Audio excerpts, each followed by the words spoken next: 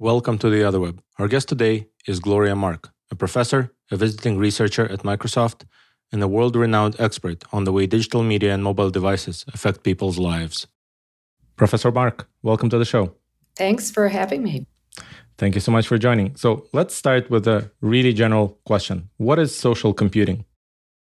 What is social computing? Well, let me back up a bit and say that the field of computer science is typically concerned with things like algorithms and networking and theory, and basically it's concerned with the system, building the computer hardware and software.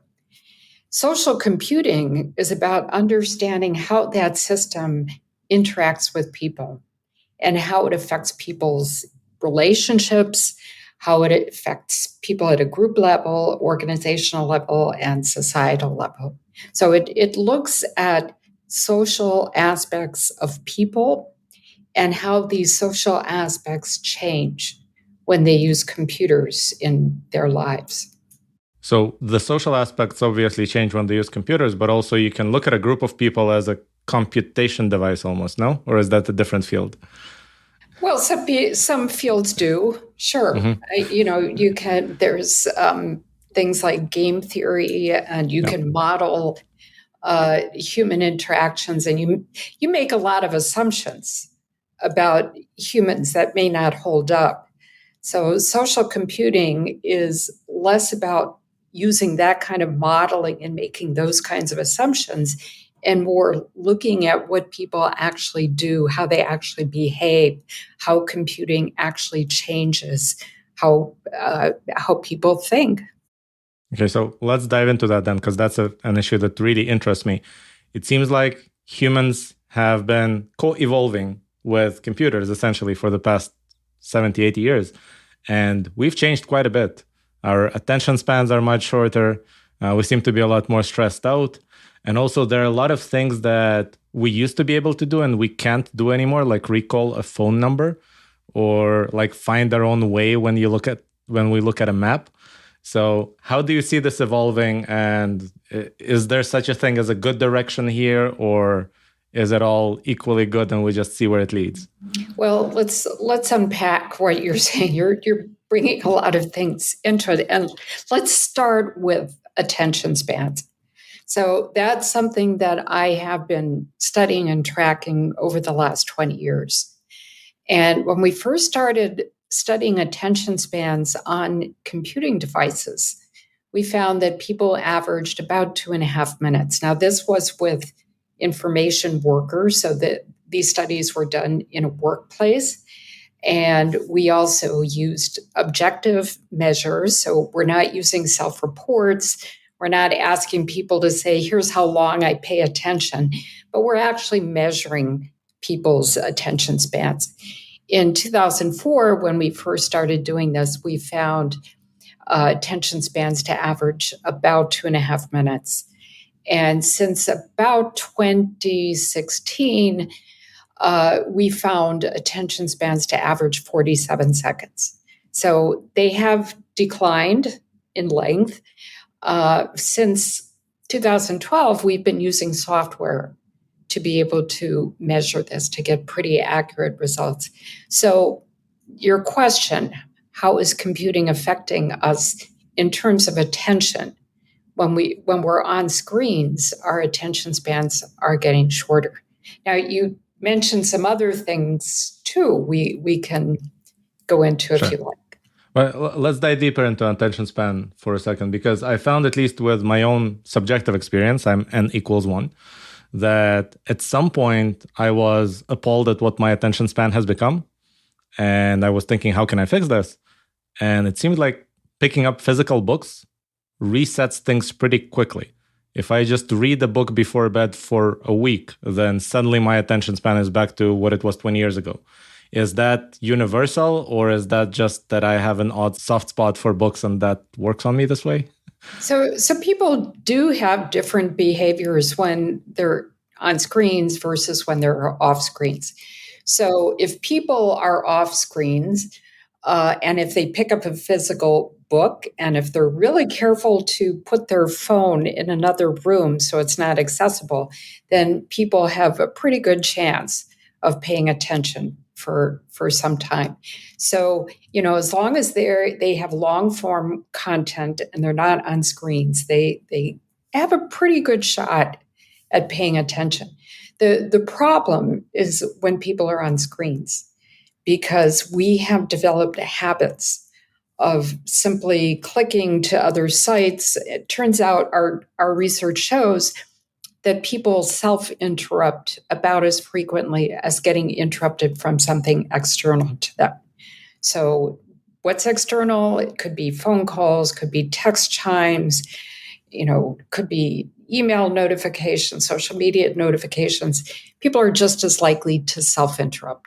So if you're on a screen and you're trying to read something on your computer, we are very tempted. We're lured to all that information that's available to us within milliseconds that we can easily click and access. So there are these two different worlds, the digital world and the physical world. Is it even just digital versus physical, or is it entirely context dependent? And maybe even within the digital realm, if I ruined my attention span on the phone by essentially enabling all notifications, as long as I'm used to disabling all notifications and doing some sort of do not disturb mode on my PC, I'll be good. So it certainly helps to do these things. It certainly helps to disable notifications. That's easy. That's the first line of attack, what I always tell everyone. The problem is that we've developed habits. And as I mentioned, one of our habits is self-interrupting. And so, yes, you can turn off notifications, but we still have urges to check news, especially in these days, to check email, check social media. So these, or we have a memory of a phone call we forgot to make or some piece of information we forgot to look at. So we do still have these behaviors of being distracted. And it's not just about cutting off notifications. Right. So in my world, which is computer science originally, there's a large percentage of the population, let's call it, that follows something like Getting Things Done, the old 90s productivity book, right? Some systems where the main tenet is basically get things out of your mind so they will not jump back into your mind when it's inappropriate, put them on paper or in some other written management system that you trust so that you will have no excuse to start thinking about them in the middle of a task. Does that work? Yeah, absolutely. There is a psychological phenomenon. It's called the Zeigarnik effect. And Bluma Zeigarnik was a psychologist who lived about 100 years ago. And she found out, she was working in Berlin, that when people have interrupted tasks, they tend to remember them better. And these memories can spring up and interfere with what we're trying to do. So yes, if you can get these tasks, these unfinished tasks out of your mind, you put it into some external memory, whether it's, task management software, whether it's even writing it down, putting it on your phone in your notes, but getting it onto an external memory source can certainly help us, so that we're not replaying these unfinished tasks over and over again. Right, last question on attention span, and then I want to move on to the other part that you haven't answered to yet. The distractions that we face don't always come from tasks. Some of them are things that are always there, like reading the news or checking Facebook. Right? That never goes away. It's always an unfinished task. And it seems like more and more, especially in the past 20 years, these things have been optimized to trigger a lot of emotions in us, maybe even to trigger dopamine release, which makes it all the more desirable to interrupt whatever I'm doing now and go read the news and be outraged at what somebody said about something that somebody else said. Is there a remedy to this at a personal level? And is there a remedy to this at a more societal level? Yeah, of course, there's remedy. First, let me just clarify one thing. So, dopamine is not released after we go to a site and read something or after we play a game. Dopamine is released in anticipation of getting a reward. So, dopamine is more of a driver that leads us to certain kinds of behaviors. So, sure, there's there is a remedy. We can control ourselves and gain more agency in not looking at things like news if we know they're going to have emotional responses, right? We can learn from experience. You know, as you know, as a computer scientist, algorithms can be quite sophisticated. When we go online, we leave digital traces of what we do, and ad remarketing companies and tech companies take this information, they put them into construct profiles of us, and then they create algorithms that can target information to us, that can elicit emotion from us, right? Based on our personality, based on what this profile of us says, right? So it's very hard to resist information that's targeted to us, that's designed to elicit certain kinds of emotions that we know we'll be susceptible to. So it's tough, but we can do it, right? And you just simply have to recognize those sites that elicit these kinds of emotions, negative emotions that you don't want to experience. And yes, we stay away from them. Yeah, for what it's worth, I run a news website that makes the news really sterile and emotionless. You just get the information and the facts and pretty much nothing else. But we'll leave that aside for a second. So the other part of my long statement in the beginning that I think you wanted to reply to is that besides just affecting our attention span, it seems like basically the division of labor between humans and computers have been shifting over time. And so there's more and more things that humans no longer do and maybe no longer are even able to do. And so we're changing as we're co-evolving with these devices. What can you help us understand there? Sure. So one example is the use of GPS. And as we speak, I'm writing about this in my Substack about how the structure of our brains have changed in using GPS. So people used to be really good at spatial navigation, right? We were excellent at it. And if you look at ancient cultures, people were able to navigate for thousands of kilometers just based on very sophisticated systems of observation. But with the use of GPS, that has changed, and we've become more and more reliant on this tool. And so studies have actually shown that our spatial navigation ability has gotten worse. So studies have looked at people, they've brought people into a laboratory, they've given them a navigation task.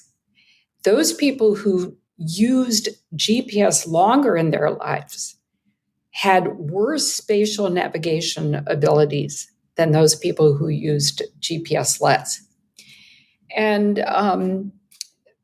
it actually turns out that the ability to spatially navigate is associated with the hippocampus, the posterior hippocampus. It's a region of the brain. And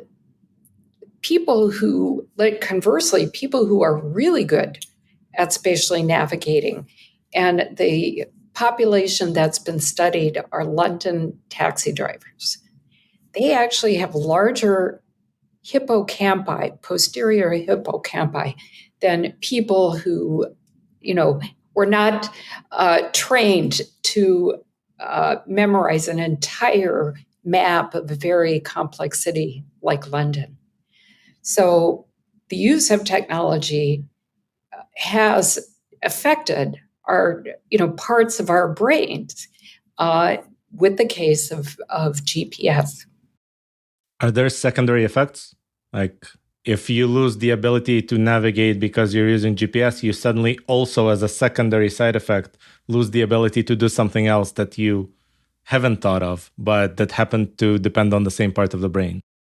Well, I mean, the hippocampus is involved in other kinds of behavior as well, and mental aspects like episodic memory, right? So that potentially can be affected. Yeah, I mean, it's more about if we're relying on GPS, and then all of a sudden we're in a situation where we don't have it. We have our ability to spatially navigate, to orienteer ourselves, that's declined. And there's a real social penalty to being a retrograde on something like this, right? I actually held out until 2015, roughly. I had a compass in my car and I had a book of maps. And everybody always made fun of me. And it was much longer for me to actually navigate somewhere than somebody who just put, back in those days, it was still Garmin for most people, right? But yeah, the social penalty is ridicule for not embracing a technology. But once you do, then you lose a skill you used to have. Well, it's possible that the pendulum may swing back. Smartphones, right? When smartphones first came out, there was a race to make them as easy to use as possible. And now people are inventing ways to make the smartphone harder to use, to create more friction so that people don't overuse smartphones, so that they don't interfere in our lives the way, to some extent they are. But it seems like people in academia might be working on that, but I doubt that many people in industry would embrace that willingly unless they work for a nonprofit, because it seems like for most companies, how much money they make depends almost linearly on how addicted people are to this thing. Sure, of course. All right. So what other skills, I know GPS has probably been the most studied, but what other skills are humans losing to some extent? So, to some extent, people are losing the ability to socially connect with other people. So, the US Surgeon General came out with a report last year where he talked about sort of the decline in our social connectedness as a nation.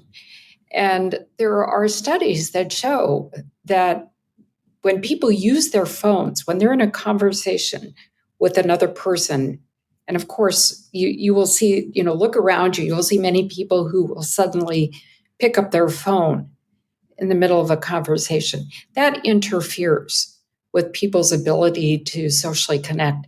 And in fact, there are studies that show that just the mere presence of a phone during a conversation leads people to judge the conversation as having less empathy and less enjoyment. So that's an effect in relationships between people. Now, so in other words, even if people don't use their smartphone in front of another person, just the presence of it, right, creates a kind of barrier, and it's affecting. Just to clarify, does it have to be visible? Is it the visible presence, or is just the knowledge that I could reach for it any minute? Is that by itself enough? The studies that I saw showed visible presence of the phone. So I don't know if the phone were out of sight, if there would be the same effect. That's interesting, because I think we are going to a world where phones might be embedded in us one day. And so there will not be a visible phone, but we will all have the knowledge that we could just shut off our eyes and tune into the screen behind our retinas or something like that. All right. If we take this one step further, it seems like another way in which humans have been changing the way they interact with technology quite a bit is that we don't single task as much. We tend to do many things in parallel. We tend to check our emails at the same time as watching a YouTube video, at the same time as we're kind of sort of working on another task, but it's boring, and therefore we're switching between all three in a circular manner. How is that affecting us? Right. So, first of all, humans we're just not wired to be able to do two things at the same time, unless one of those things is automatic. So you can walk and text because walking is automatic. But as soon as there's some obstacle or some bicyclist comes along, then all of a sudden you stop texting and you pay attention to your walking. So humans can't do two things that require any kind of mental effort at the same time. What they're actually doing is switching their attention very fast. So if you're on a Zoom call and you're doing your email, you're not doing both at the same time. Your attention is either on that Zoom call or it's on your email, and you're switching back and forth between them. So there is a consequence to this kind of switching. So first of all, people make more errors.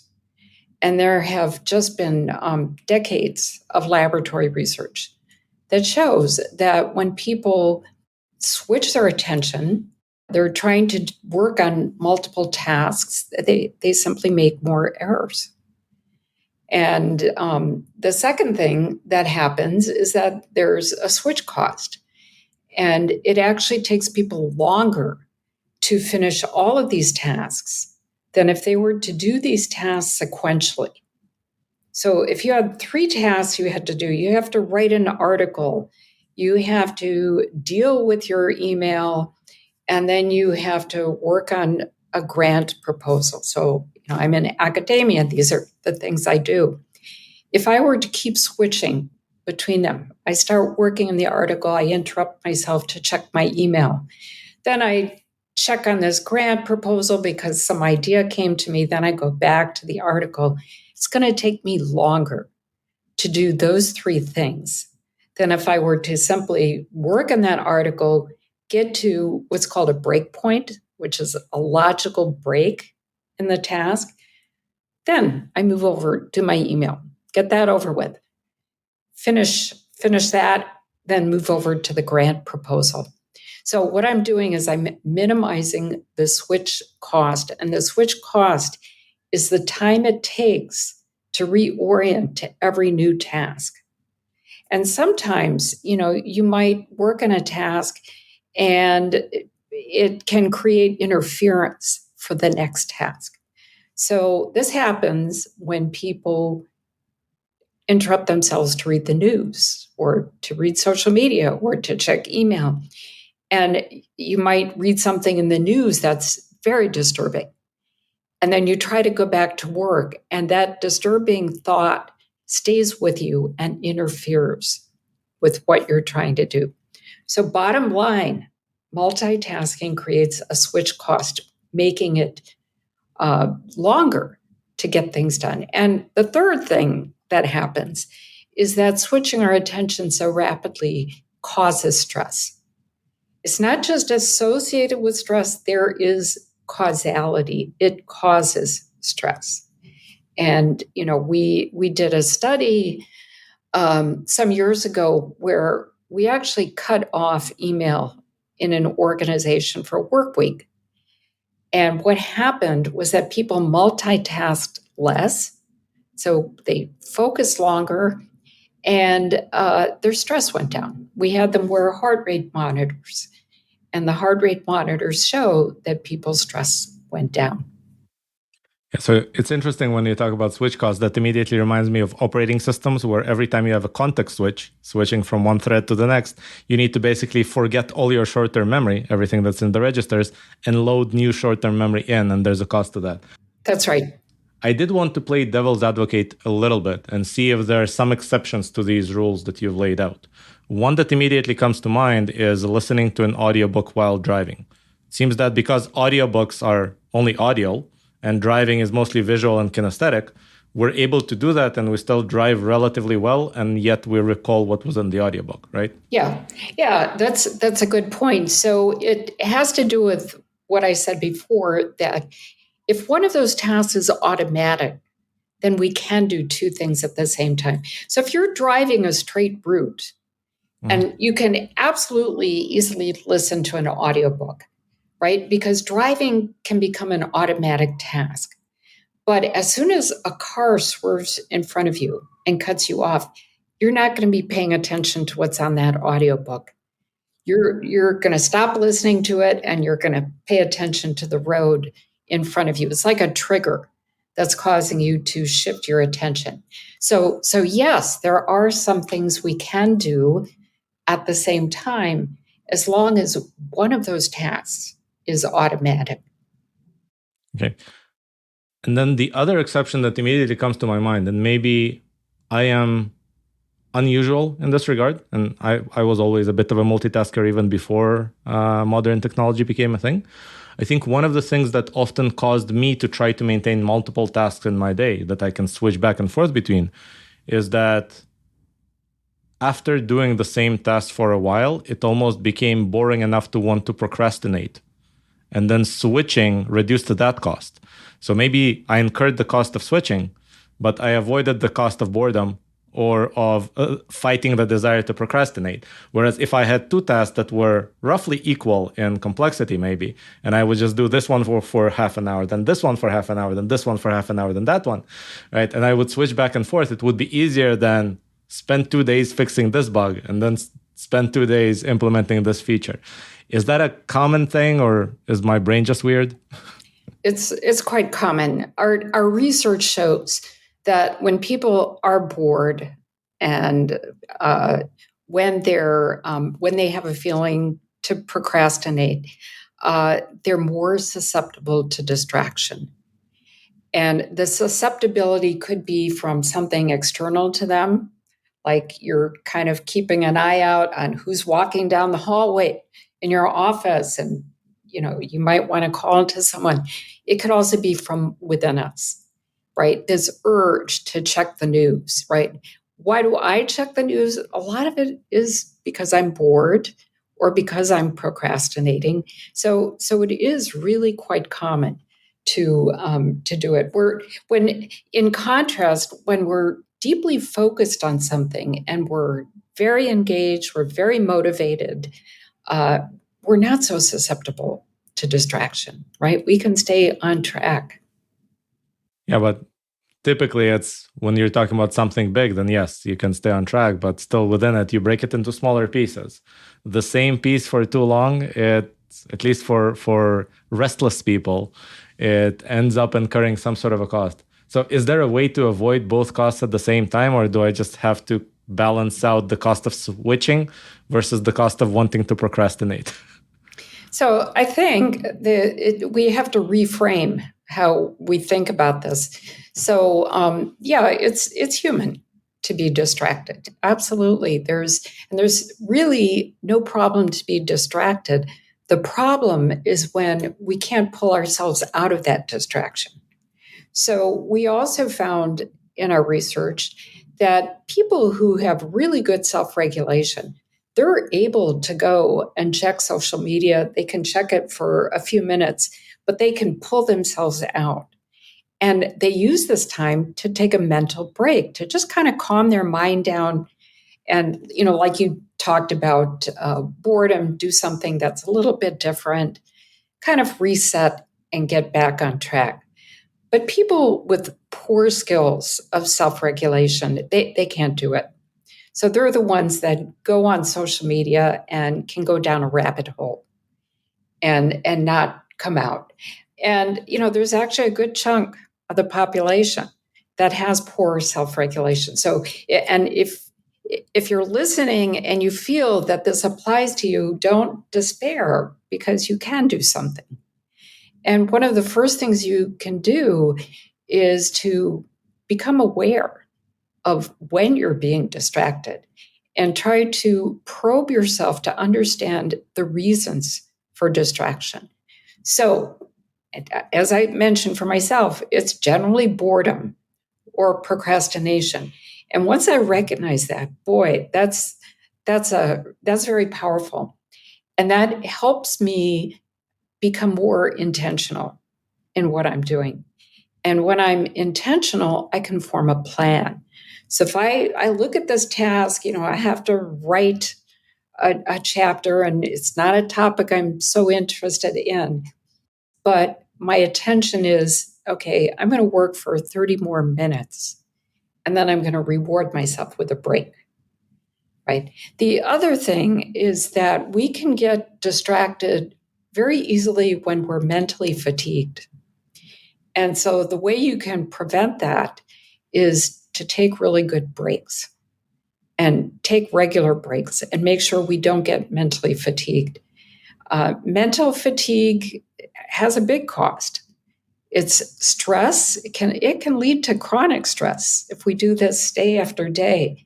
And it can lead to exhaustion and even burnout, which is the extreme. And it's also really bad because the stress we experience during the day is brought home because there are carryover effects. So you don't want to get too stressed in the workplace, right? Because you don't want to bring all that home, right? You want to leave it. I don't think anybody can do it these days. Yeah, it's tough, but you want to really try and be aware of not getting too mentally fatigued. So if we touched upon procrastinations, I want to talk not just about switching between tasks, but starting up new tasks. That sounds like something that a lot of people have a special problem with. That once you start a task, it's easier to continue. But that point of getting over the hump, of taking the first step, is problematic for people. Do you know any research about things that might make that easier other than just watching a David Goggins video and just doing it? Well, a person needs a plan, right? So if a person is going to start a task, it always helps to have a plan. And when you have a very complex task, and if you're familiar with project management, the first thing that's done in project management is to take this complex beast and break it down into smaller, digestible tasks, so smaller components. And then it becomes a lot easier to approach. So instead of this, huge, insurmountable task facing you, instead, when you break it down into smaller pieces, you've got a smaller, approachable task to work on. And with a good plan, it can be very clear how you can take the first step towards solving and working on that smaller task. So, reducing complexity into, smaller, easily comprehensible and doable tasks is a really good strategy.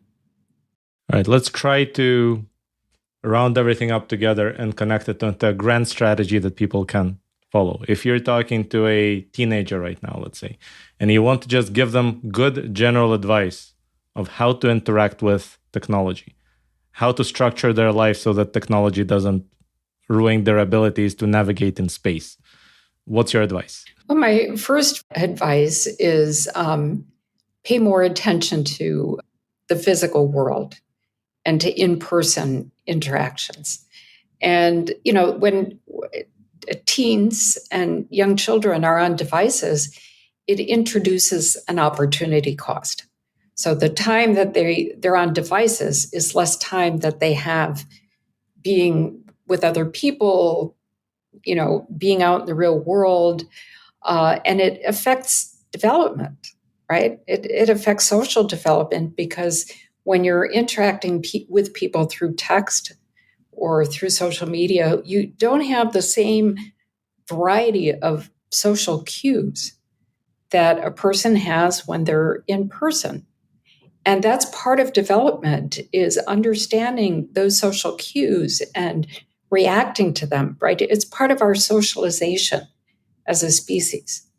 And so young people, to learn that social development, to develop their own social identity, need to use tech less and interact with people more.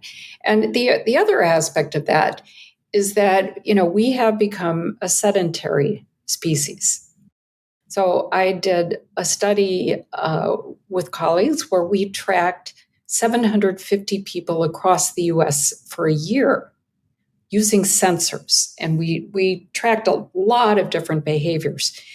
one of the behaviors we tracked was their physical activity. And the study was done with information workers, and we found that people spent 90% of their day sedentary, not moving around. That's really bad. And there is some research that also suggests that teens have less physical activity.